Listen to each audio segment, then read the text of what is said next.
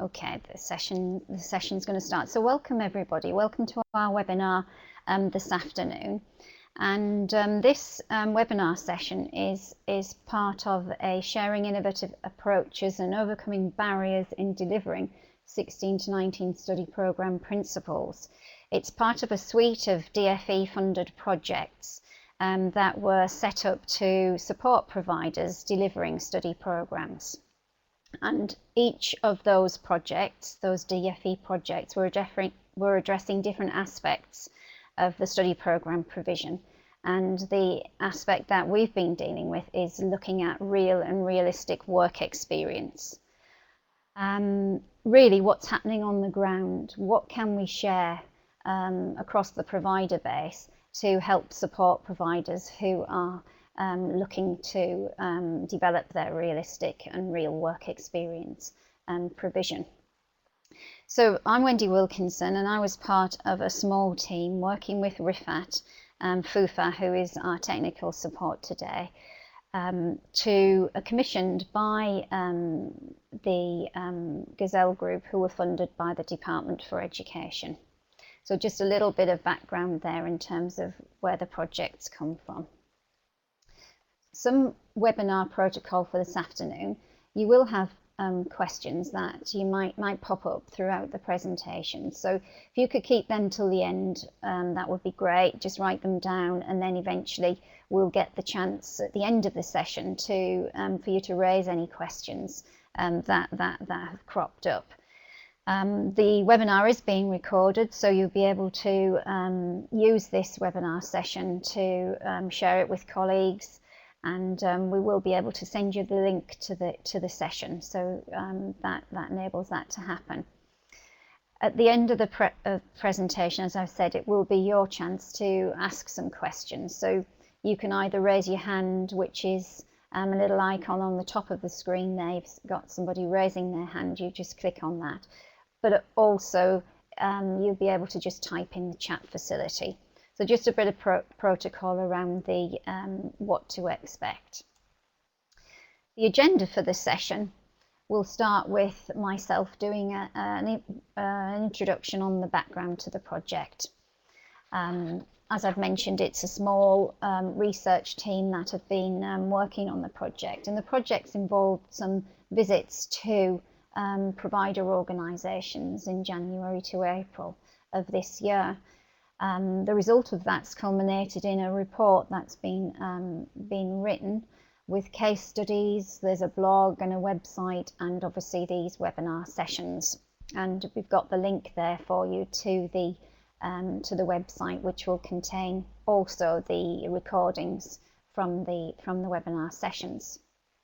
Some of you attended our session last week with Barking and Dagenham, and we've got our session today from Farnborough Sixth Form College, and one next week, Highbury College, and that one's on the 7th of July if you're not booked in for that one. The sessions will last for an hour, so it's no longer than an hour, and so we've got a short presentation from one of our partners, and that then will be followed by the questions.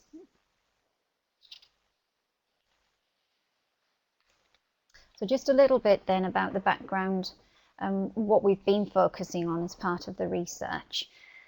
The DFE gave this funding to look at work experience and issues around work experience, but they didn't want us to focus particularly on level 2 and 3 in vocational programs, because it was felt that, for vocational programs, work experience for many providers was something that was already there and not too much of a challenge. But what they did want us to work on was some of the real challenging areas around work experience, and for some providers who have students following academic programs at level 3, that potentially could have been very difficult. We've got in our partnership 3 examples from sixth form colleges who have turned themselves around to be starting to address this whole issue around provision for their learners. And as I've said, we've got East Norfolk Sixth Form College who have done a fantastic job, and we've got Farnborough today sharing their experience in terms of the amount of work they've done to turn things around. We've looked at work experience in subject areas where there's skills gaps and few work experience opportunities, where providers have really been looking at some of the strategic priorities for local employers. Thinking about work experience for in areas that are more deprived and rural, and how providers have used things like commercial ventures and careers academies to address difficult and challenging areas like that, making use of employers' limited time to enrich the curriculum, using employers as professional mentors, or sometimes using employer organisations to provide that real-life experience and business activity through things like takeovers, which some of our partners have been trialling, but also using project-based learning approach, working with employers where they've created a real work feel through assignments, which has been quite popular with employers. These are our partners. We've got 14 partners there, and the partners have been very mixed up and down the country, some working in more deprived, rural, different areas, are all working on this agenda to share what they've learned as they've been implementing work experience as part of study programs. As we've been working on the project, some key themes have cropped up across all of the partners that we've been working with. And the first one in particular around the need for strategic partnerships.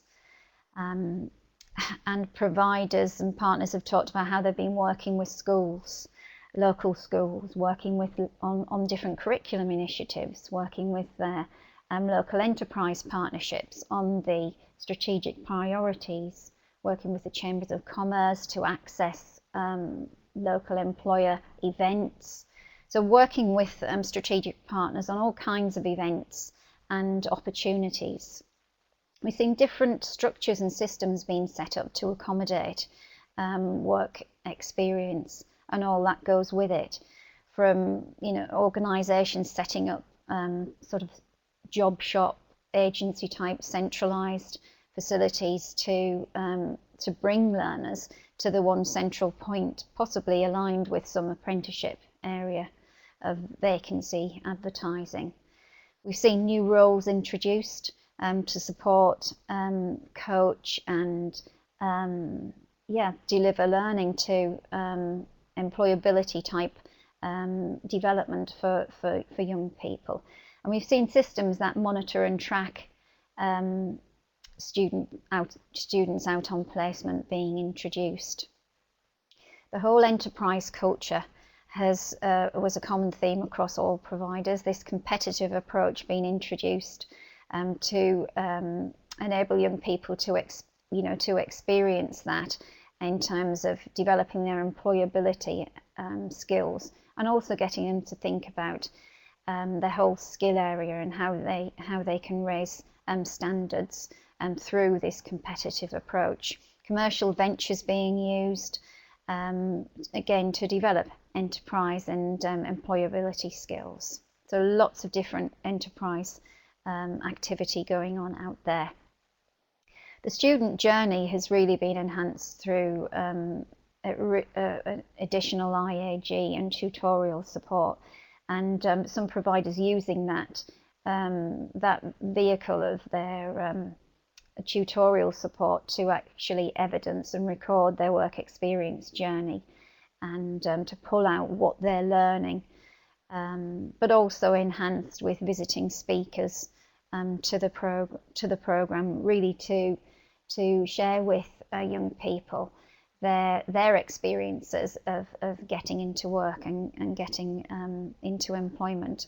So lots of creativity being piloted, lots of different employer engagement and involvement of employers out there, up and down the country through the project partners. So I'm hoping that you'll have the opportunity to have a look at some of that through the report, case studies and website.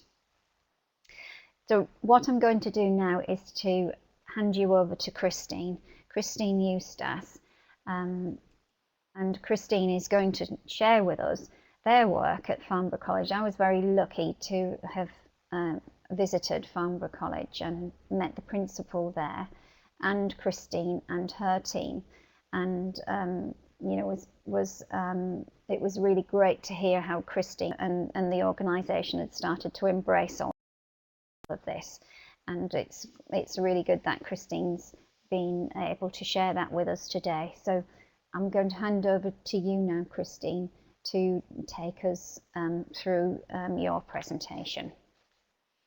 That's terrific. Thanks, Wendy. Just checking that everybody can hear me, hopefully. I'm here this afternoon to really share the experience that my college, the Sixth Form College Farnborough, has been through. We've changed our approach quite drastically over recent years. You can see the background of the college there in front of you.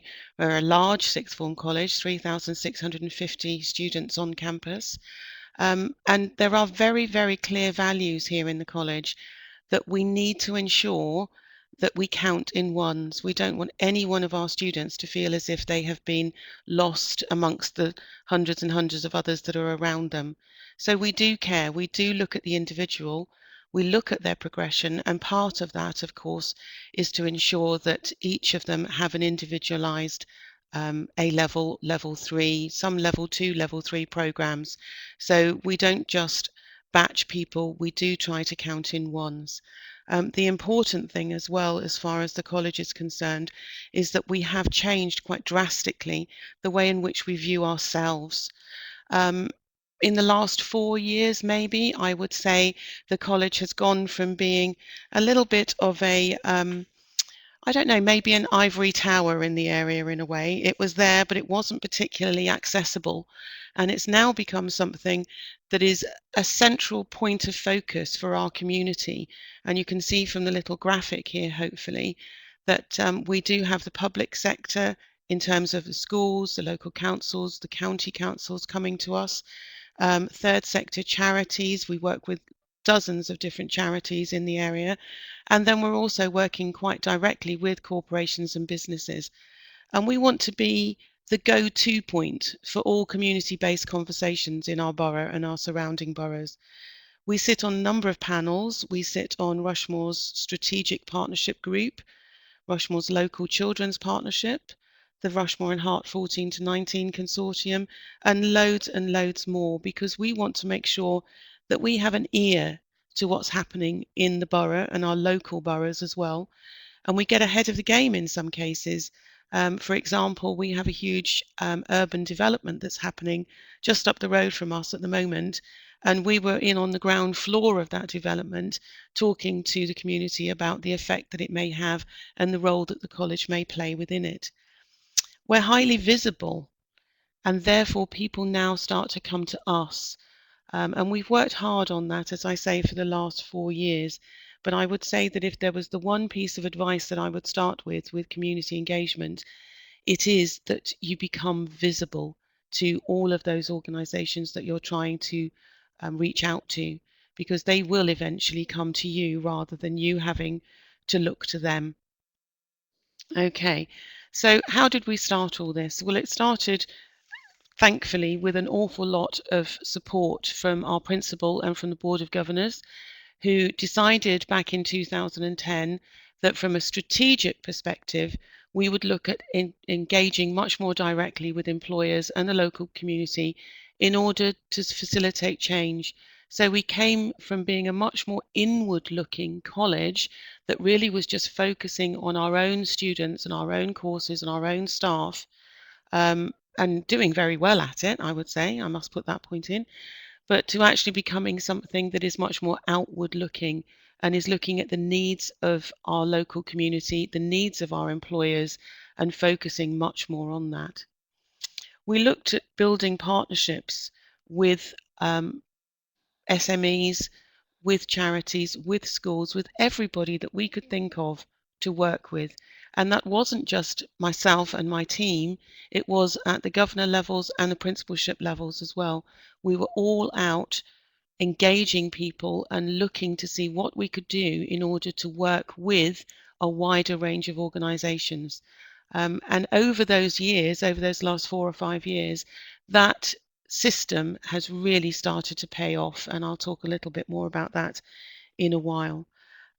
We've invested within the college in terms of this opportunity and this way of looking at Director of Community Engagement.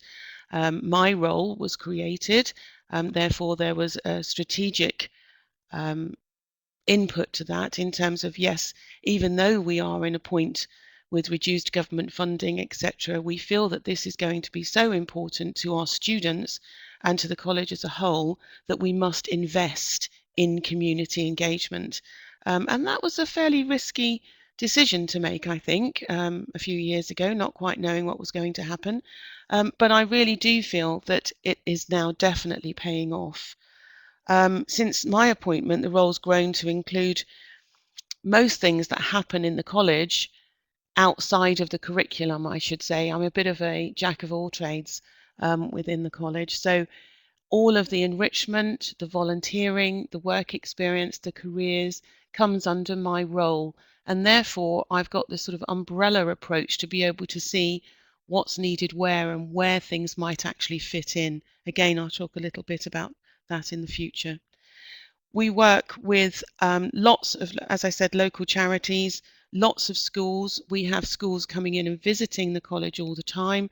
After all, the year threes of today are our students of tomorrow, and in a blink of an eye, they'll be coming and applying for opportunities to join us. One of the major things that we have done in the last few years is join an organisation called the Community Matters Partnership Project. And this is now a partnership of 20 local companies working together. And this model has worked amazingly well. It's changed its structure slightly 2 years ago, but it started off as one person putting together a CIC in which she was going out and asking local global organizations if they would be interested in working together to benefit the local community via fundraising, via volunteering, via skill sharing. And she would manage that centrally and provide opportunities for evidencing all of those organizations' CSR schemes, and for a fee, for an annual fee. Now that has progressed in the last 2 years to 20 local companies working together.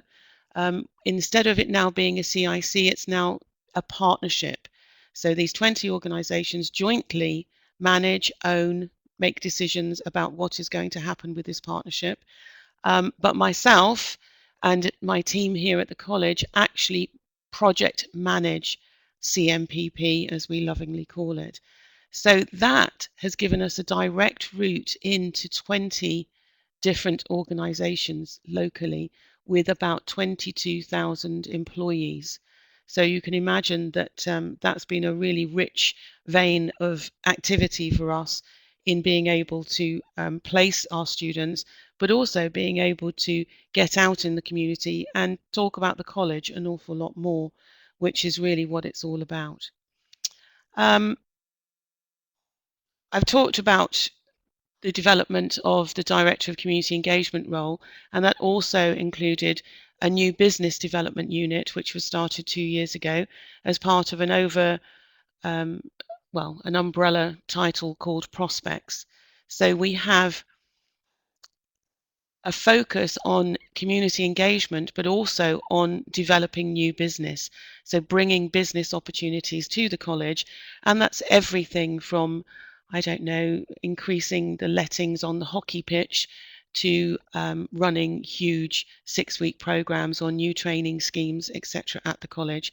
So it's a very clear avenue to direct new business and therefore generate new income into the college in order to support our students in everything that they do. We have a wide range of things going on, as I said. One of the new things that we talked about was sponsorship. We've been very proactive in trying to gain sponsorship for various different activities that go on throughout the year. For instance, this week we have our Moving On Day event, which is happening on Thursday. We've got about 120 different universities and employers coming into the college to address our Year 13 students. We're also this year have invited our local Year 10 students to join. And through this new development and through support from local businesses, we've managed to attract about £8,000 worth of funding for that day, which in previous years would have had to come out of the college budget. And as you're all aware, that budget is getting smaller and smaller now for FE colleges. So the fact that we're able to promote the college and attract sponsorship links directly into that community engagement, because the very organisations who are sponsoring us are those who have benefited from our work in the community, be it that they have been in receipt of work experience students from us who've worked out very well for them, that they might be a member of CMPP, or that they may be local charities, charitable organisations, schools, etc. So these are the people who are now starting to pay back in terms of sponsorship opportunities. In all this year, we've probably generated about £25,000 worth of sponsorship opportunities for our open day events, moving on day, careers fairs, etc., etc. We also are doing a lot more in terms of attracting our younger community neighbours into the college for things like summer schemes, play in a day schemes, football schemes, all of these sorts of things. Forever mindful of the fact that we want our neighbours to feel that this is their college, and therefore why wouldn't they want to come here, and why wouldn't they want to send their children here? So it's always tying into the same notion of promotion of the college. You might think, why on earth have we got a photo of a poppy here now? It says here, it's not always obvious how you can promote the college and your colleges and your organisations. This was one thing that we did last year. We decided that we were going to do something loony and have a Guinness World Record attempt. We are very close to Aldershot Garrison here, home of the British Army. And of course, we were very much wanting to be part of all of the commemoration ceremonies that were going on throughout the year. And we therefore started talking to the military about, why don't we try and break a Guinness World Record, which stood at around 2,000 people who made the world's largest human flower. Well, we managed to break the world record and get 2,250 people into that poppy, but we wouldn't have been able to do it if it was just us and our students alone. You can argue that we would have had enough students, but we wouldn't have got the community feel to it. So we worked with local employers, we worked with the schools, with the charities, and it resulted in huge press coverage. We had national press coverage, we were on the TV, on the One Show, and as a result of that, the number of inquiries from potential business partners and potential students really spiked in those following weeks. So doing something that may be a little bit bizarre to think about it, but that gets your name out there is really useful. And just one example there, as a direct result of one of the companies who came and joined us in the poppy, and is probably buried in amongst all that red there that you can see. They then went on to take 4 work experience placements from us. So just those simple things that can really start to develop. Okay, so what sort of things have we been doing and why? Let's try and get down to a little bit of the nitty-gritty of it. So the role of the prospects unit is to develop those relationships with employers that benefit both our students and the local community. So we have to ensure that anything we undertake with the local community will always benefit our students, because they come first. They're what we're here for. So some of the examples of things that we've been doing, I think Wendy mentioned at the beginning of the presentation that there are a number of local enterprise partnerships who have key focuses in their areas, and some may be rural, some may be in a city. With us, the local enterprise partnership, which was run down the M3 corridor, their main focus is to retain level 6, 7 employees in the area. We've got a very transient population here. So a lot of the people who come to work in the major multinationals in our organisations, in our area, travel in and then they travel home. So the fact that we don't seem to have a huge amount of our graduates and level 6, level 7 employees living in the area is a concern. So we're looking at that with the LEP to think, what can we do? How can we engage with our STEM students who will be the potential graduates of the future in order to retain them here?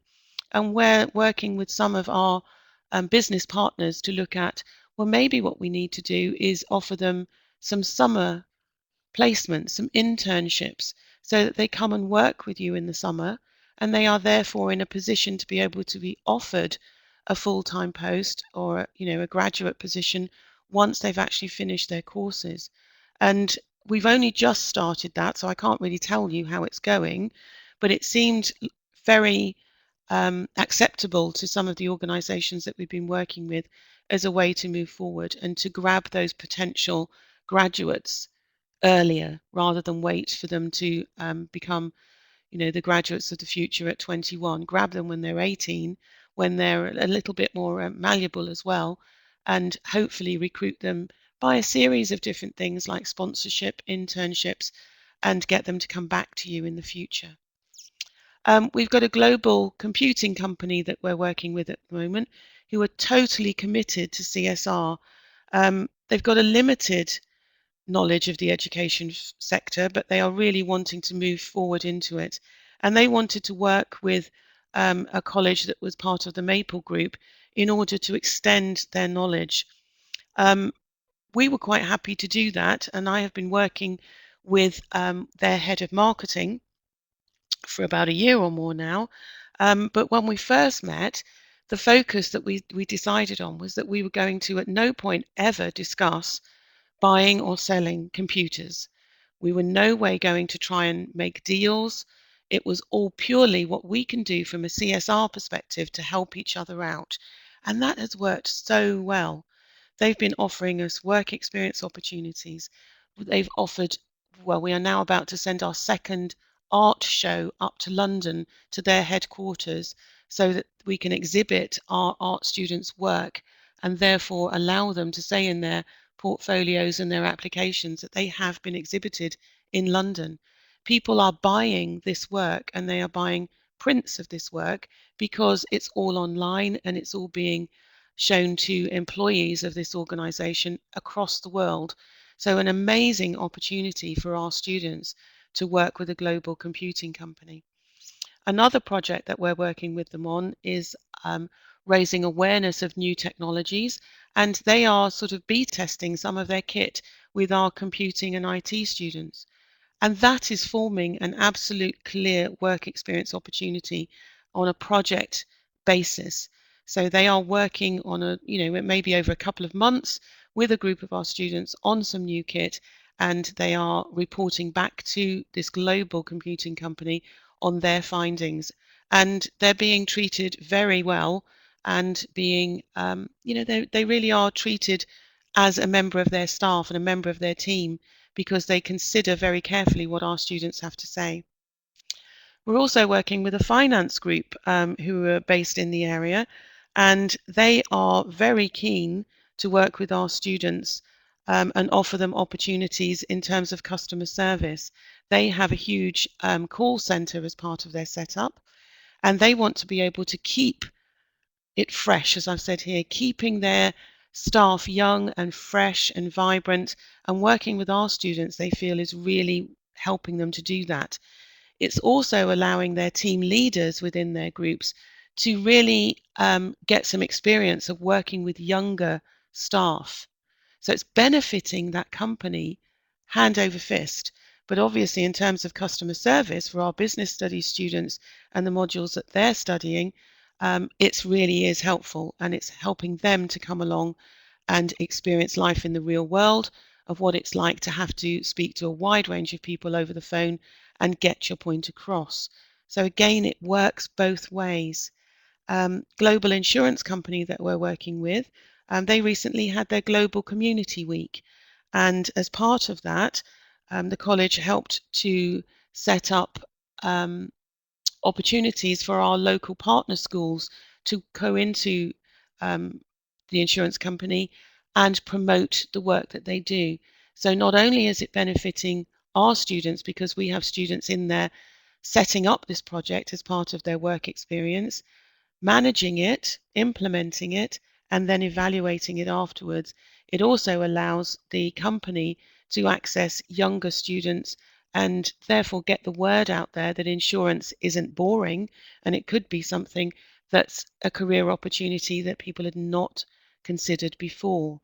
So again, it's a two-way street in terms of the benefits to the company and the benefits to our students. Global engineering company, we are looking at developing, well, we have developed an e-mentoring system, because this global engineering company really wanted to work with our potential engineers here at the college. But I'm sure you're aware that global engineers are charged out at an hourly rate that's astronomical. And therefore, to actually give them time to work with our students during a standard working day would not be feasible. We therefore looked at different ways that we could manage this, and we came up with an e-mentoring system, which basically is a secure website. It allows our students to show their interest and register onto the website in the type of different engineering opportunities they might be interested in. Then the engineering company employees will also register onto the website, and we then partner the people together in a secure environment, which is always managed by ourselves. That way, an engineer working for the company might be in Dubai or might be in South Africa, but it doesn't matter. They can still mentor a student sitting here in Farnborough or at home. It doesn't matter. There are no restrictions to the time or the physical space that they have to be in. And that's worked so well that we're now looking at running a joint development opportunity with the engineering company to develop that e-mentoring system into something that we can run out to other curriculum areas as well. And more recently, we've been working much more closely with SMEs. These are the organisations we feel who are really going to be benefiting from recruiting high calibre apprentices. And this is something that we feel that we can help them with.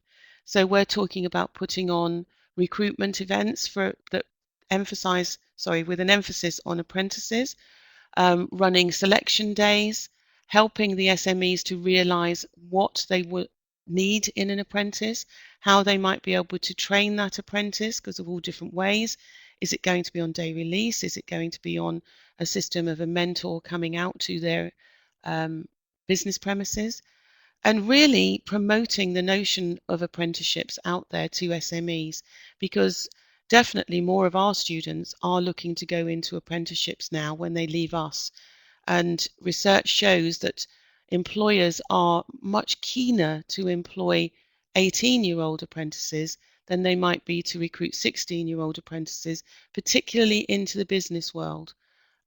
So just that extra little bit of maturity and experience is what they're looking for, I believe. Okay, let's have a look at the next one. Lots of, oh, sorry, I think I just clicked through a slide too many. Bear with me, I did.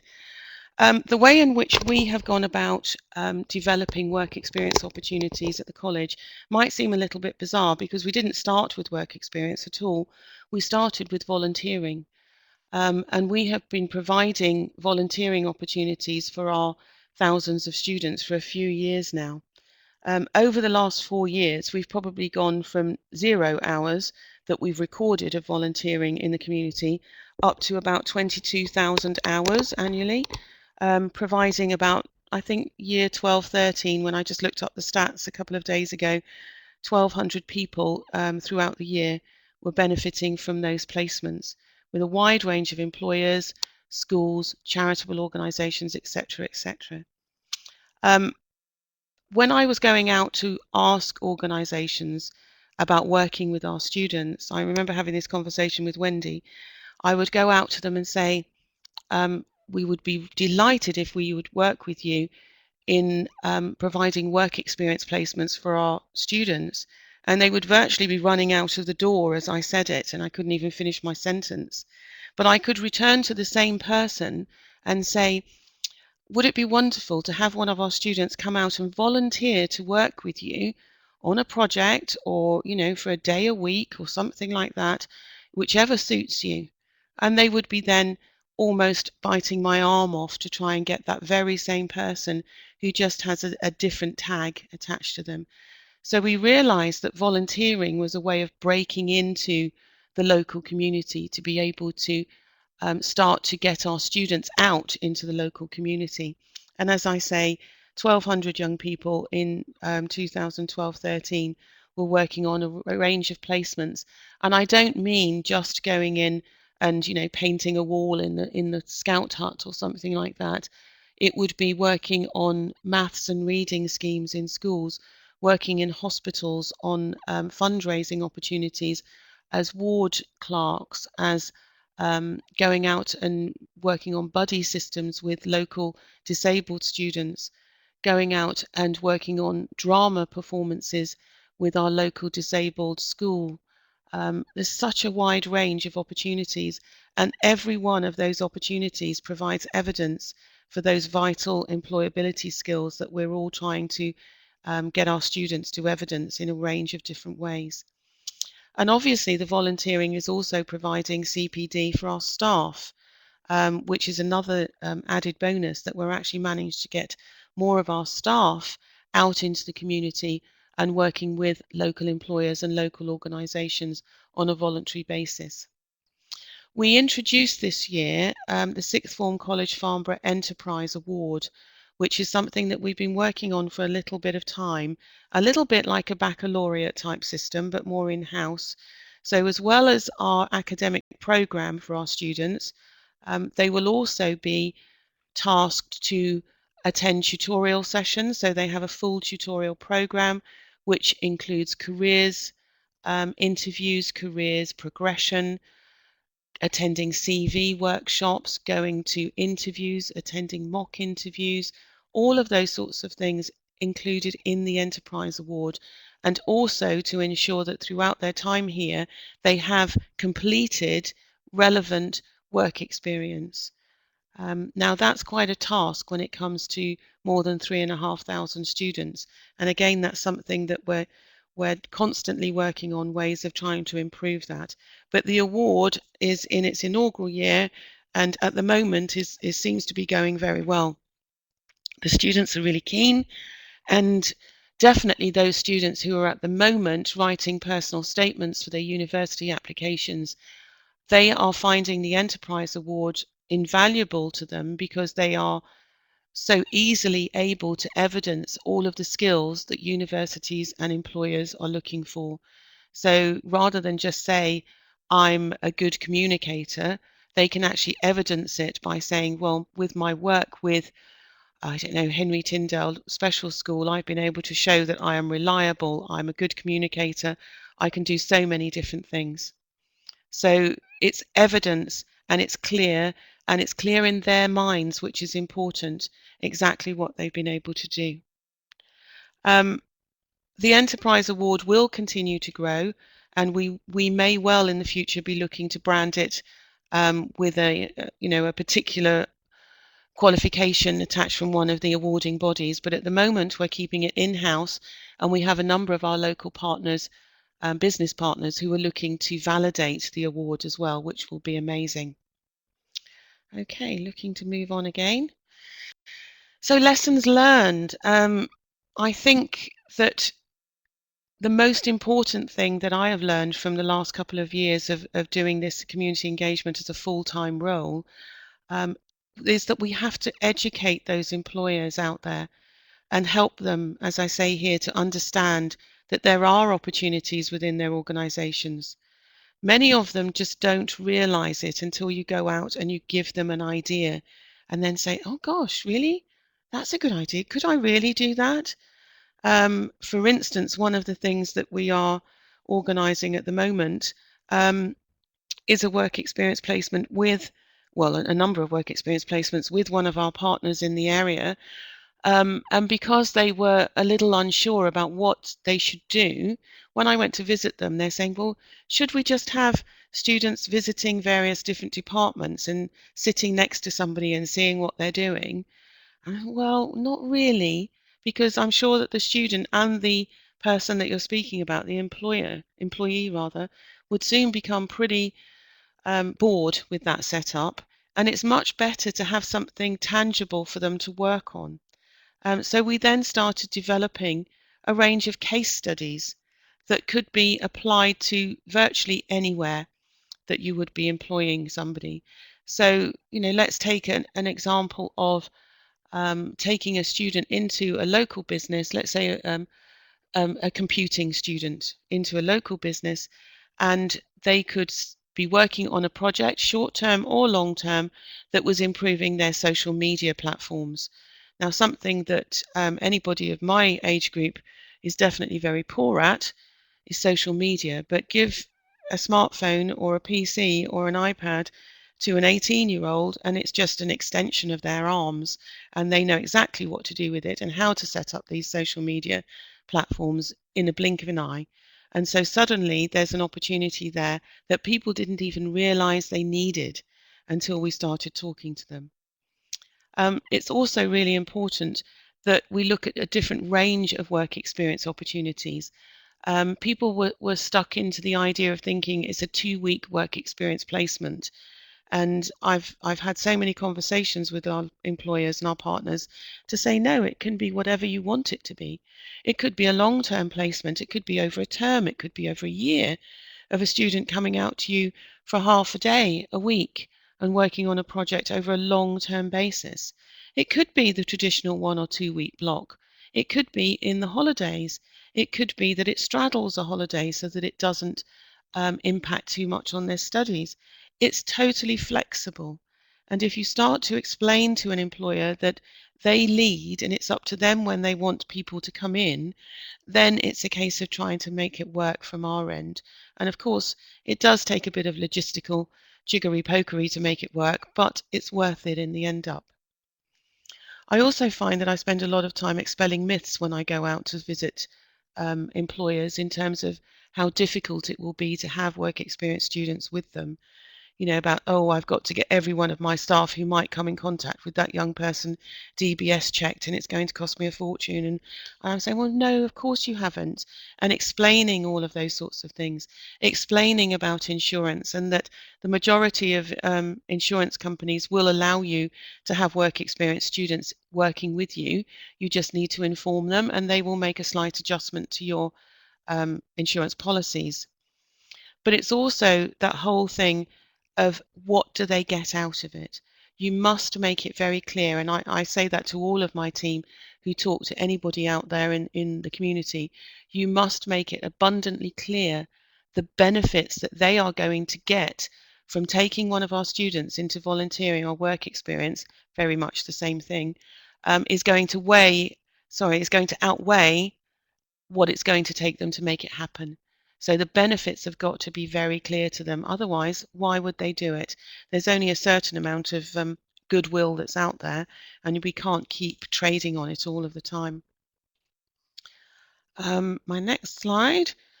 So I was saying about work experience placements being varied. We've had a number of them that are project-based, so with defined start and end date. So it might be that, for instance, with the Aldershot connection I told you about with the military, last week was Military Festival Week here, and we had 2 volunteers from the college who worked on the planning and the development of those events over a month-long period. So they were there working with the garrison headquarters for a day a week, and they were doing all of the marketing, designing posters, setting up social media pages, Facebook pages, etc., etc. Things that those people at the garrison had no idea about, but they thought they were going to have to buy in that expertise. And we're saying, well, hang on a minute, it's here. Let's try and see if we can help each other out. Various other of our students during that military festival week attended events on one-off basis, that they were going along and helping out on different events, which went from musical events to art exhibitions, to all sorts of things. So that just one military festival week afforded a lot of opportunities for our students, but benefited the local garrison immensely. We also have longer period placements, so working with a local charity, for instance, on their website and their social media platforms. We've had 2 students doing that now. No need to constantly visit the office every week because they're working from home. They're doing everything that they need from that for that charity within their own hours, as everything is online. They average a couple of hours per week over a year, and they've learned so much about marketing in that time that it's just been invaluable to them. So these are just 2s and 3s of people that I'm telling you about, rather than try to count in hundreds. As I say, we're talking about the individuals here, really. And I say probably almost finally, the important thing is it is a two-way street. You must make it very clear to those organisations that you want to work with that it's beneficial. You must make it clear to your students who are going out there that they are representing the college, they're representing themselves. They may well be going to an employer of the future. So they've got to make sure that they are really doing their best while they're there, getting there on time, being reliable, being polite, all of those things that we would expect people to be. But volunteering and helping the community, there's no two ways about it. It has benefits to bottom line finances. Our college, for instance, can no longer afford to be autonomous. We've got to work with our local community. We've got to work with our schools. We've got to work with our local employers. We've got to make sure that there is a through route constantly, working right the way through from primary schools, junior schools, secondary school, college, university, employers, apprenticeship. There is a clear route through for all of the young people in our area. And because we can't do this on our own, we've got to work with our local colleges. And the way that we've done that is by, sorry, not our local colleges. Well, we do work with our local colleges, but more with our local employers and schools. And the way that we've done that is by putting ourselves out there. So every opportunity that comes along, we put ourselves out there. We spread our good news stories. We do things like the Guinness World Record, and it's in the local papers. We have a college website that tells everybody about everything that we're doing.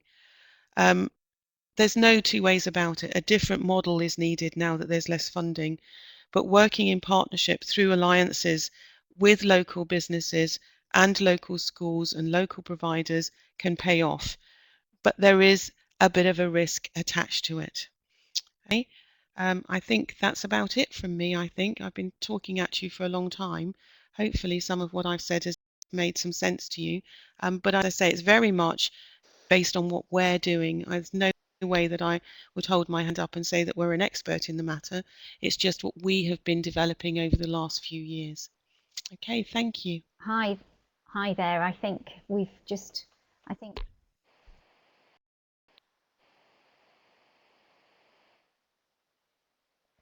thank you, Christine. I think Rifat has just handed over the microphone to me now. And gosh, what an amazing story you share with colleagues on this webinar today. And I'm just amazed at all the ideas and all of the lessons that you've shared today.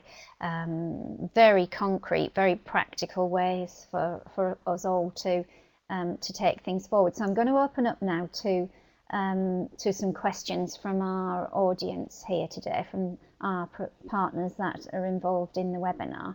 And it's first come, first serve, because we've got some limited time with some of you today. So we've got a question straight away from Joy Evans. Thank you, Joy.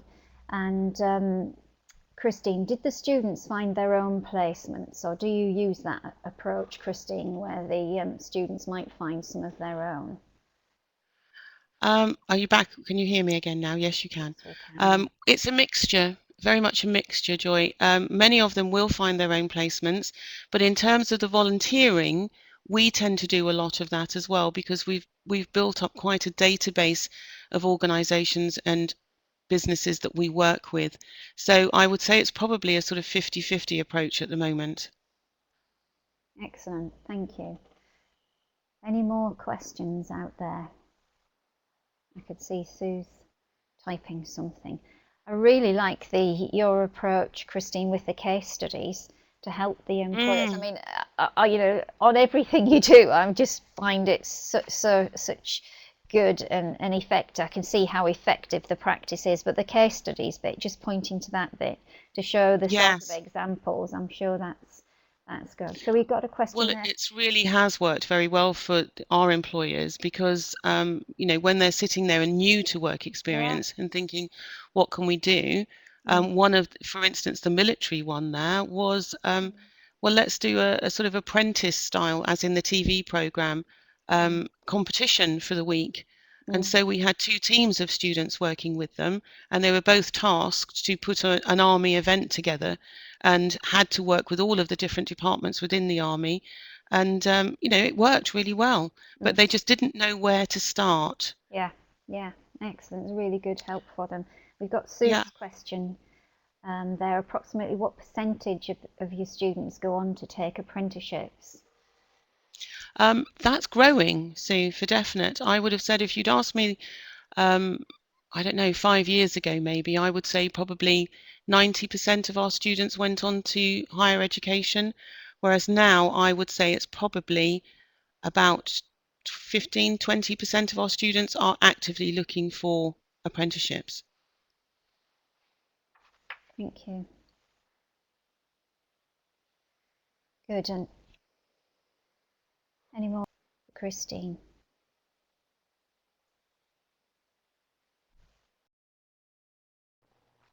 There we've got one from Sean. Oh, Sean's leaving now. But Christine, who prepares the learner for the placement volunteering and checks in on them when they're there? Um, Their personal tutors prepare them. Mm, We have some online resources here at the college, and their personal tutors will go through that with them in order to ensure that they are ready to go. We have sets of standard paperwork, as you would expect, work experience forms, etc., that have to be filled in. Um, and we have a couple of our support staff who work with us to manage that side of things in terms of making sure that all the safety checks, etc., are all done. We are currently debating over whether we will continue with that model or whether we might look to buy in that expertise from externally, via an EBP or something like that. mm, So at the moment, we do it in-house, but if the numbers continue to rise, then we have to look carefully at whether or not it will be more efficient financially and from speed, etc., to employ an outside agency. mm. Thank you. Thanks. And then another one from Sue. How do the students evaluate the impact of their placement? Via the Enterprise Award that I spoke to you about earlier, which again is all managed online by the student, up until a couple of years ago, all they did was record the fact that they were doing work experience or volunteering, whereas now they have to record the impact. So they are tasked to evaluate their placements themselves and to use the key words that employers are looking for. So, did you have an opportunity to manage a team? Were you reliable? Did you turn up on time? Did you share experiences with other people in the team? Did you, all those sorts of things that people are looking for? And it literally makes up a physical picture of the person, almost like jigsaw pieces that they keep doing until they get the puzzle right, till the puzzle is completed. If you imagine a literal jigsaw puzzle, that's what it is. So on their account, it will show, I don't know, leadership as a jigsaw piece, which they can then put into their puzzle and, continue to build that until they have a full profile, if that makes sense. Thank you. Thank you. Another question from Joy. Do you have a minimum amount of hours for a student to have a placement? And any evidence, the sort of evidence you obtain for audit?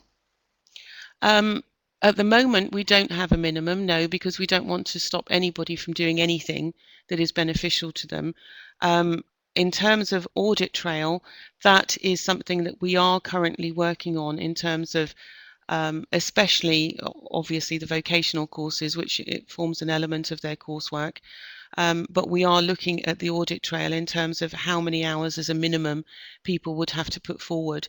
But we're hoping to get around the sort of 20 to 30 hours mark over those, period of a month, 2 months, 6 months, a year, according to how often people are visiting. Excellent. But it's all very fluid at the moment. It's all very flexible. Excellent. And in its infancy. Good. Any more? Any more for any more?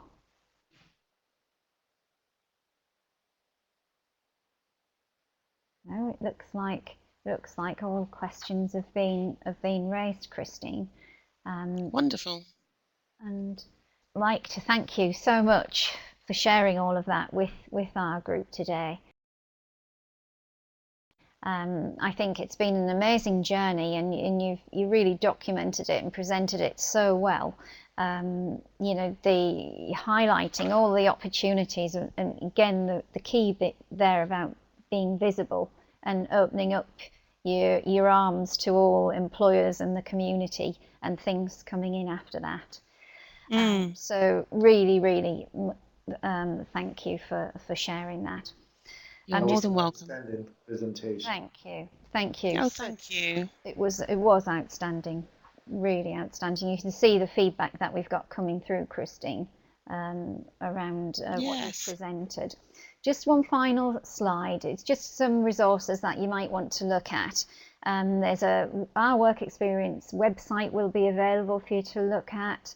There's an AOC Study Programme Central website, lots of employability and material in there.